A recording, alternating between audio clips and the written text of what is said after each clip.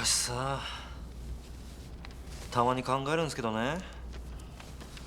何のためにあるんすかね、うちらの仕事って。死んだ人間の思い出再現するなんてさ、何のために必要なんですかね。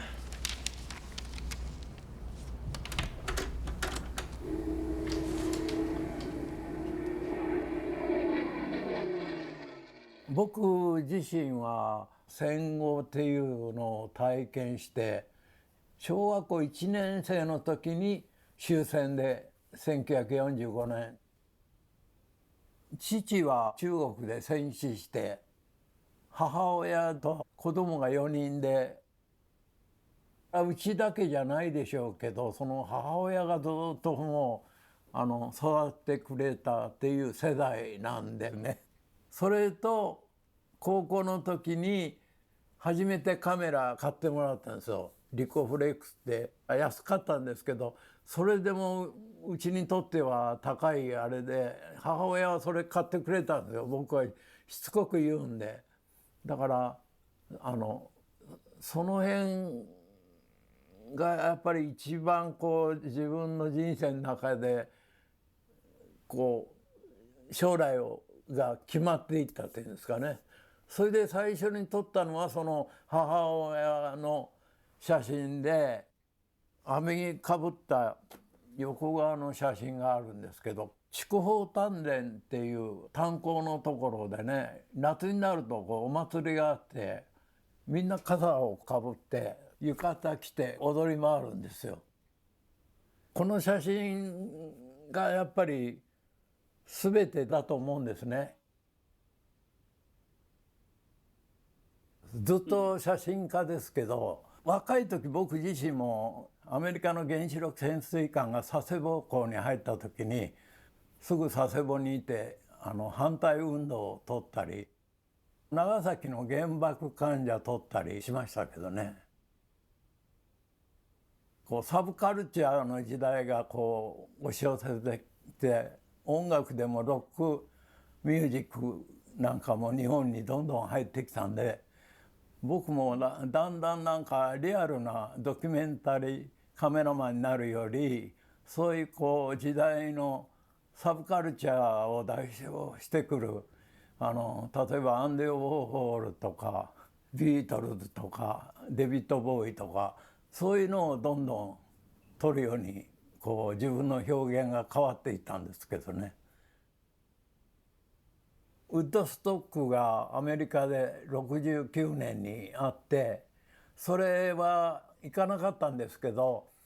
70年に初めてアメリカニューヨークに行きたくなって、ポップアートもちょっと盛んだったんで、写真だけじゃなくて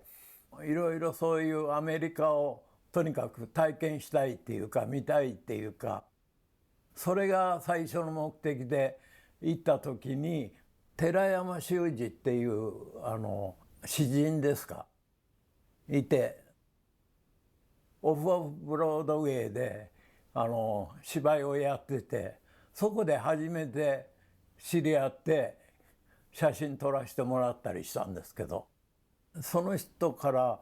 映画を一緒に作らないかっていう話があって、書を捨てよ街へ出ようっていう、それをカメラを自由にやっていいからっていうんで、完全に実験映画でしたけどね。ちょうど僕らの世代はその過渡期っていうかな、フィルム写真からデジタル写真に変わる、ちょうどその両方体験した感じで、それは僕は幸せだったなとは思います。つくづくそのデジタルになったことの素晴らしさと、要するに技術革命かもわかんないけど、その分写真に命がこもってるかっていう、もっと深く写真のことを撮るっていうこと、そういう作業はやっぱり真剣にもっともっと考えなくちゃと思うんですね。エンジンフィルムだったかな、安田さんっていう社長がよく僕は知ってたんで、是枝監督会いたがってるから一緒に食事しようっていうことで、そこで初めて知り合いになりました。でその次にまた会った時からだんだんワンダフルライフの話が出てきたんだと思います。それでワンダフルライフをやるようになりましたけど、普通の劇映画とかそういうものはもう一つの現実を撮っていく仕事だと思うんですね。もう一つの世界っていうか。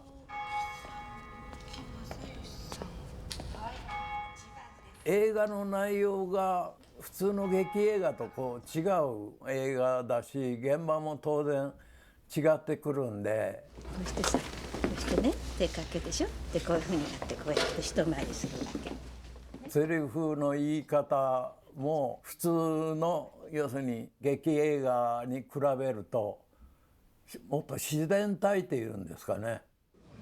途中で外してこうして蒸れるじゃないですか。まあだからあんまりでもいいかなと。日常の話し方っていうか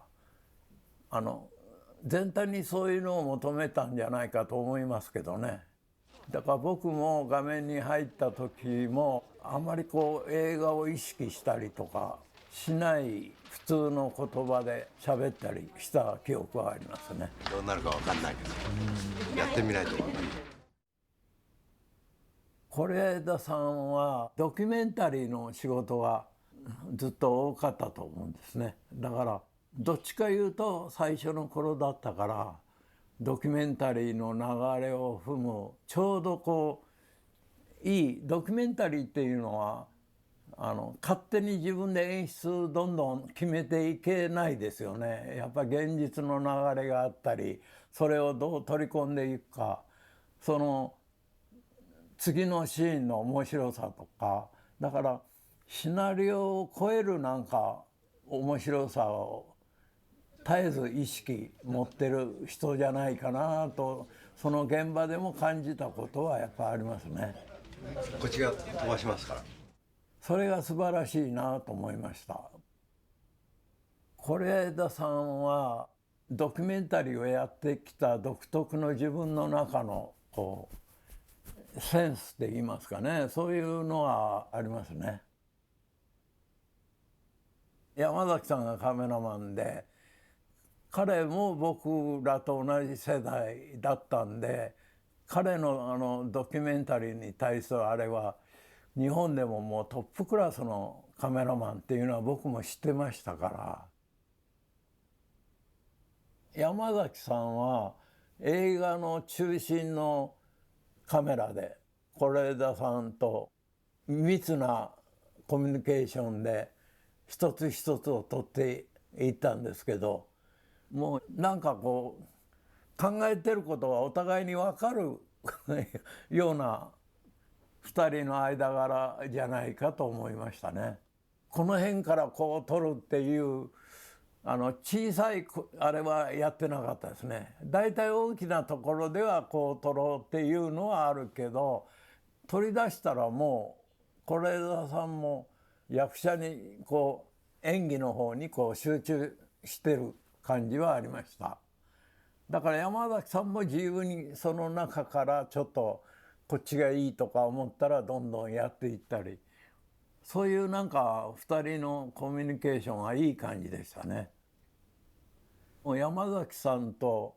是枝さんの世界で2人が作っていってるっていう感じでしたね。僕は山崎さんとはまた違うその再現チームのカメラマンとして出ました。そういうところでは僕の関わり合いみたいなものは映画を撮るっていうカメラマンじゃなくて、特殊な映画の亡くなって天国へ行くかその間の世界だから、そこにいるスキタなんで。これは山崎さんのチームとは別に、このスタッフはあの世のもう一つの思い出を作るっていう二重の複雑な構成になってますけど、たった1回だけなんですけども、雲の間をこう、飛んでいた時のあの風景っていうのが一番思い出深い風景の一つですね。映画の中で要するにあの世へ行くちょうど中間地点で亡くなった人をそれぞれインタビューしていく内容で、一人一人生きてる時に一番印象が強い思い出を喋ってくださいっていうあれで、あとはそれを再現するっていう後半にスタジオでそういうシーンを作るシーンがあるんですけど、その時の作る側のスタッフですね。だからその時を作る時のカメラマンは僕で、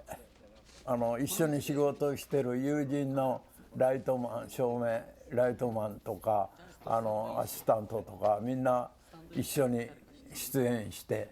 それでスタジオでセットを作って再現する前にミーティングがあるんですけど、赤以外は色はなくて、あとはもうバックグラウンドはモノトーンが一番赤の印象強いかもわかんないですよね。そこでそういうふうにちらっと出る部分が僕の役割だったんで、いい意味で楽しみました。自分も出演場所があったんで、初めから終わりまでどうせその場に現場にいるんだったら写真撮っていこうと思って、それで出来上がった量が多かったんで本にしてみたいなっていうのをこちらからオーダーしましたけどね。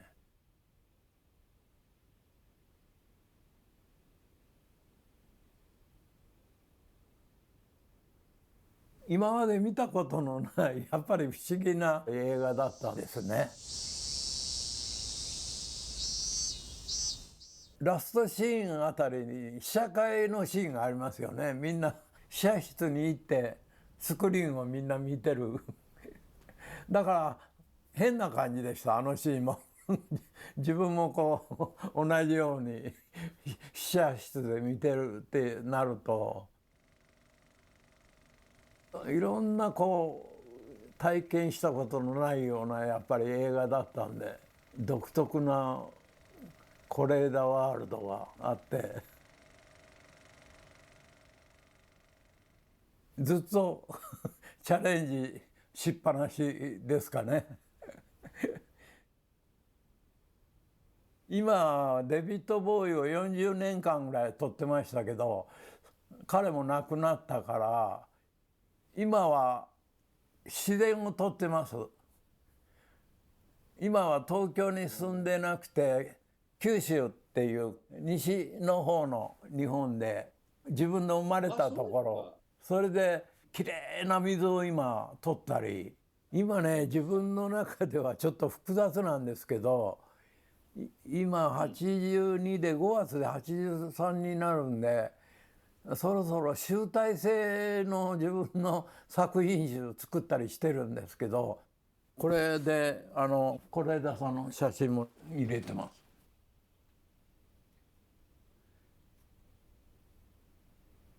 流れる時間っていうのは誰にでも与えられた時間だと思うんですね。写真で撮った一瞬っていうのは時が止まってるっていう意識が強くあるんですね。写真の持つ本質っていうのは永遠の時間だと思いますね。それが100年経っても残りますから、それは皆さんも永遠の時間、普通の何月何日の時間じゃなくて、その人だけの写真捉えた時の時間だと思いますね。映画もそう言われてみると永遠の時間ですかね。何年何月にワンダフルライフの映画そのものが公開されて、それはその時のやっぱり是枝さんの世界が出てましたね。